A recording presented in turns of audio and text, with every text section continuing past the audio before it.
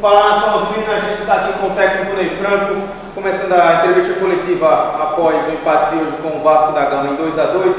E a gente começa com o repórter Wagner Lima.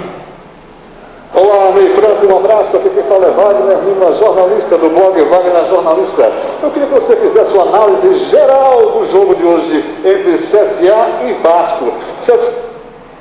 Wagner, bom, o jogo ele teve um grau de dificuldade enorme. A gente já previa esse grau de dificuldade, né? Esse confronto contra o Vasco, CSA contra o Vasco, a gente já imaginava há 2, 3 rodadas atrás, quando a gente começou a preparar para o jogo, que seria um jogo muito difícil.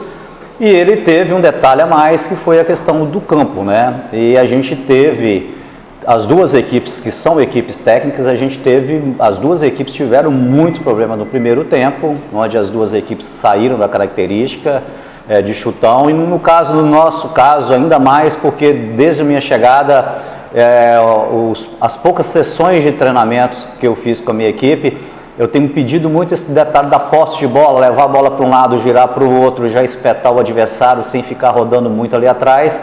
E a gente entrou num campo que não tinha condição de fazer isso, né? Então todos viram que é um jogo que você tinha de sair de chutão, lá disputar a primeira bola e tentar ganhar a segunda. E nesses confrontos, em alguns momentos a gente ganhou, outros momentos o Vasco ganhou.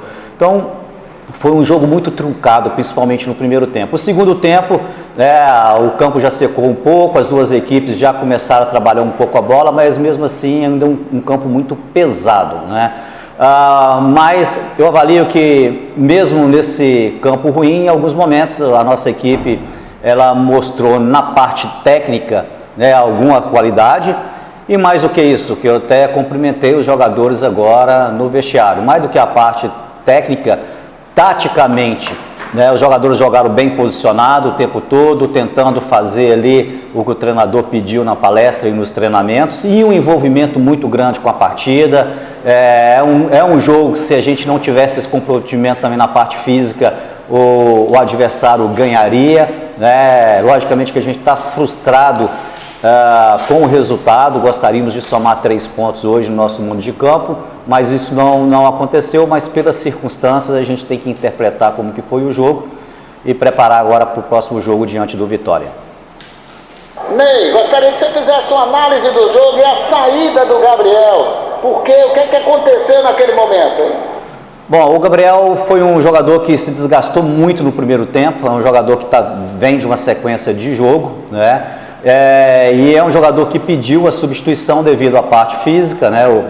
Usou o termo aí futebolístico do meio do futebol, já sabe, veio até o banco e passou a mensagem que, né, falou que abafei, estou abafado, significa que não aguento mais correr, né? E isso foi muito devido, principalmente no primeiro tempo. O Gabriel ele foi muito acionado no primeiro tempo, a gente fez ali a maioria das jogadas de ataque com ele ali, inclusive o gol foi com ele, com a qualidade dele, e por essa somado, né, a sequência de jogos, né, que ele tem feito, mais o campo pesado e o tanto que ele foi acionado no primeiro tempo, é um jogador que pediu a substituição e por isso ele saiu da partida. É um jogador que foi merecido do gol e vinha em alguns momentos até sendo um ponto de desequilíbrio a nosso favor. Ney, as mudanças feitas no Vasco foram mais produtivas do que a que você realizou no time do CSA. Como é que você analisa isso?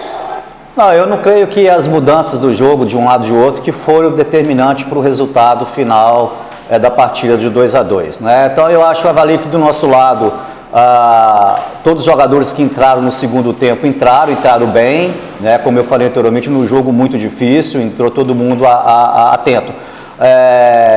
A única diferença é que um dos jogadores adversário que entrou fez um gol de cabeça e talvez isso passe a impressão de que as substituições do adversário foi mais feliz, né? Mas na realidade a nossa equipe ela manteve, principalmente depois da entrada ali do Dudu centralizado, praticamente a gente fez uma linha de 4 atacantes ali, e o Reinaldo do lado esquerdo. A gente finalizou o jogo pressionando o adversário, criamos oportunidade de gols, só que infelizmente a nossa bola não entrou. Eu creio que a questão da substituição ela não foi determinante para falar que o CSA deixou de ganhar o jogo por causa disso. O único detalhe que sobressaiu foi que realmente um jogador deles que entrou para jogar dentro da área e foi feliz ali no arremate final. Professor, um abraço. Eu queria que você falasse da estreia do Hernandes, jogador que entrou praticamente de surpresa, assim, já que o Kevin se machucou e o Hernandes teve que ir para o jogo. Professor...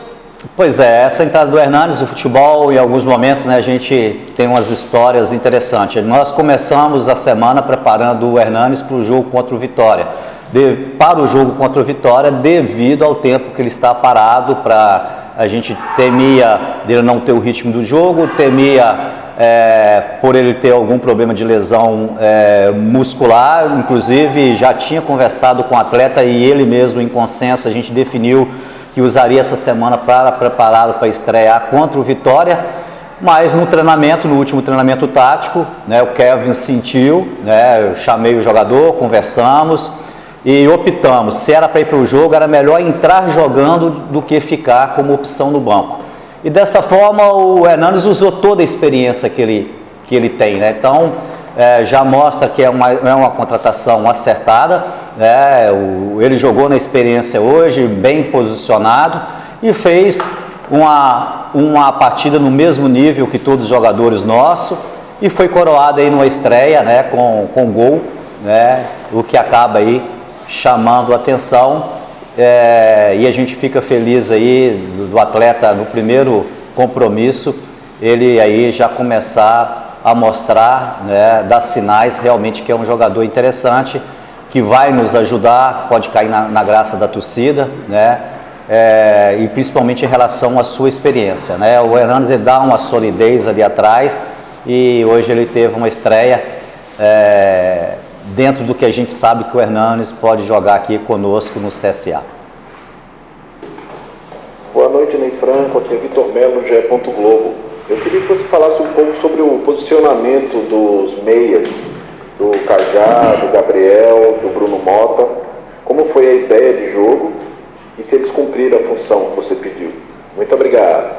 Cumpriram, todos eles, né? O Cajá hoje ele teve 2 posicionamentos durante o jogo. A primeira parte do jogo eu usei o Gabriel como um atacante aberto do lado direito, De La Torre aberto do lado esquerdo e usei o Bruno fazendo um falso 9, né? Que é um jogador que sai mais da área, vem trabalhar como meia. E com isso eu fiz um tripé no meio, coloquei um volante centralizado, né? Que é o Giovani, num corredor o Silas e no outro corredor o Cajá. Então, na realidade, o Cajá ele teve aquele princípio básico quando joga dessa forma. Quando está com a posse de bola, ele virava o meia, jogou mais do lado do Gabriel e sem posse de bola, encaixava um pouquinho ali na frente da linha de 4, ali junto do Giovani, que estava centralizado, e do outro lado o Silas, né?